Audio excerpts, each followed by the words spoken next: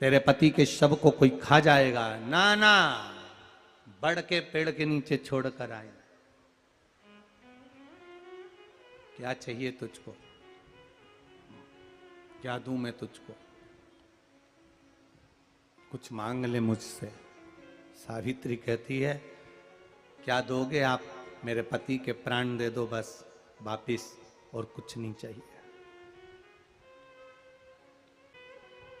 But Savitri की अमावस्या के दिन किसी एक माता ने सीहोर आश्रम पर एक मैसेज भेजा, और उस मैसेज में लिखकर भेजा कि गुरुजी से पूछना, हम भी तो पति की इतना मानते हैं, पति का सम्मान करते हैं, पति को आदर देते हैं, तो हम भी सावित्री की गिनती में आते कि नहीं आते? तो सीहोर से मैसेज आया कि गुरुजी वो ऐसा ऐसा पूछा गया है, आप बताओ क्या कहना है। हमने कहा कह दो, जब बट सावित्री आती है तभी तुम पति को प्रणाम करती हो, जब दिवाली आती है तब पति को प्रणाम करती हो, जब करवा चौथ आती है तभी चलनी में मुंह देखती हो, बाकी के समय तो तुम जूड़ा बांध के ऐसी बोलती हो कि पति थर थर कांपता है। केवल एक करवा चौथ का दिन ऐसा होता है कि चलनी में पति का मुंह देखती हो। तुम चलनी में पति का मुंह देखती हो, और पति तुम्हारे गले में जो मंगल सूत्र टंगा है उसको देखता है, क्योंकि उसको मालूम है 6 महीने से पीछे पकड़ कर बैठी थी, मेरा पहला करवा चौथ का व्रत आ रहा है, मंगल सूत्र दिला देना।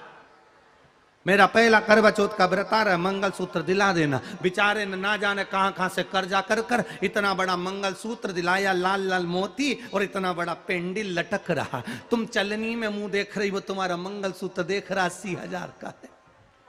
80,000। 16 श्रृंगार में नारी के हाथ की चूड़ी का कलर अलग हो सकता है, चूड़ी की डिजाइन अलग हो सकती है, चूड़ी अलग हो सकती है, चूड़ी महंगी सस्ती हो सकती है, मंगलसूत्र की कीमत ऊंची नीची हो सकती है, पांव की बिछुड़ी की कीमत ऊंची नीची हो सकती है, कान के कुंडल की कीमत ऊंची नीची हो सकती है। तुम्हारे शरीर पर जितने जितने 16 श्रृंगार हैं उसकी कीमत ऊंची नीची हो सकती है। केवल मंगलसूत्र की डिजाइन बदल सकती है, नाक की लौंग की डिजाइन बदल सकती है, कान के बुंदे की डिजाइन बदल सकती है, हाथ की चूड़ी की डिजाइन बदल सकती है, पांव की पायल की डिजाइन बदल सकती है। केवल नारी के 16 श्रृंगार में एक श्रृंगार ऐसा है जिसकी कीमत जो पहले थी वही कीमत आज तक है, और उसकी डिजाइन आज तक नहीं बदली। वो मांग का सिंदूर है, एक जैसी डिजाइन है और एक जैसी कीमत है। सारे श्रृंगार की कीमत अलग अलग है। तुम्हारे हाथ की चूड़ी की कीमत अलग होगी, पड़ोसन के हाथ की चूड़ी की कीमत अलग होगी, किसी की साड़ी की कीमत अलग होगी, किसी के जूड़े की कीमत अलग होगी, गजरे की कीमत अलग होगी, गजरे की कीमत अलग होगी, पायल बिछुड़ी की कीमत अलग होगी, पर मांग में जो सिंदूर डाला जाता है वो एक कीमत का होता है, एक डिजाइन का होता है और एक जैसा होता है, और वो सबसे भारी होता है। सावित्री यमराज से कह रही है मेरे पति को छोड़ दो। यमराज कह रहा है सावित्री तेरा पति मर चुका है, मांग के सिंदूर को पोंछ दे। सावित्री कहती है पूरा श्रृंगार उतार दूंगी पर मांग का सिंदूर नहीं पूछने दूंगी। तब यमराज ने कहा जब तक तू मेरे मांग का अपनी मांग का सिंदूर नहीं उतारती तब तक तू मेरे पास नहीं आ सकती। भगवान यमराज से सावित्री ने कह दिया मैं भी तुझे वचन देती हूं यमराज, मेरी मांग में जब तक सिंदूर है, जैसे सीता ने लाइन लक्ष्मण जी ने लाइन खींच दी थी और सीता पार नहीं जा सकती थी, मैं भी तुझे वचन देती हूं जब तक नारी की मांग में सिंदूर है तब तक तू उसके पति को उसके सामने लेकर नहीं जा सकता, यह भी मैं तुझे कह देती हूं। यमराज भैंसे पर सवार होकर सत्यवान को लेकर जा रहा था, सावित्री से वचन पर वचन चल रहे थे।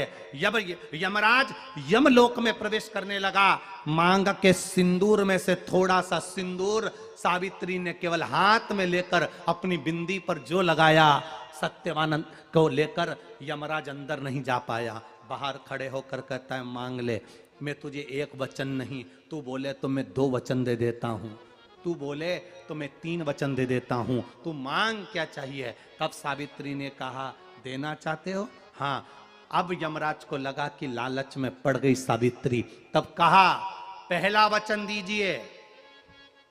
मेरे अंधे सास ससुर के नेत्र वापिस आ जाएं। यमराज ने कहा तथास्तु। दूसरा वचन दीजिए, मेरे सास ससुर अपने पोता पोती का मुख देखें। यमराज ने कह दिया तथास्तु, जाओ। यमराज जाने लगे, फिर आग जलने लगी। कहने लगे अब मैं अंदर क्यों नहीं जा पा रहा हूं। सावित्री कहती है तुमने वर दिया है, मेरे सास ससुर पोता पोती का मुख देखें, उनके बेटे को तुम ले जाओगे तो पोता पोती कहां से होगा, छोड़कर जाओ। सावित्री है, पति को वापिस लेकर आ